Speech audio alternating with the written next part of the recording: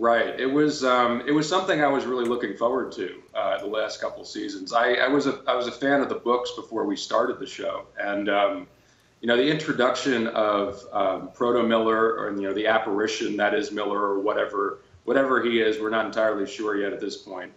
That interaction in the books I found really fascinating, and you know, we've spent so many years really reinforcing the realism of telling this story and having all these beats be earned. And, you know, I really have to hand it to the writers and the authors, because it's a very bold move creatively to go from something so grounded to something very fantastical.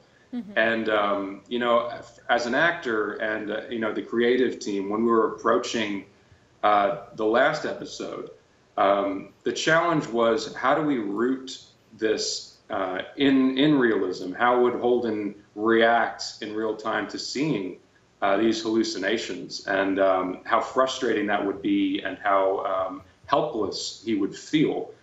And for me, it was the most challenging episode of the season, and also the most fun, because you see him go through these different shades of just disbelief and concern, and he thinks he's going nuts, or he thinks he's sick. And, you know, for a guy who has become so skeptical this season, who has really fought against the feeling of being, you know, the savior of anybody or chosen by anything, you know, he's spent this whole year focusing on goals that are tangible, you know, getting Prax's daughter back, and, you know, arresting Jules Pierre Mao.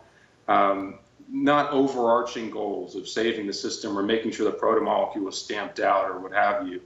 And the great irony of him finally kind of coming into his own as the captain of this ship, and, you know, having those earned beats get him to this place just as the rug is pulled out from under him. And, you know, playing with that was really fulfilling. I had a really fun time, and obviously to have Tom back, you know, I always love working with him. He's such an incredible actor and a generous man, and we just had a great time with it.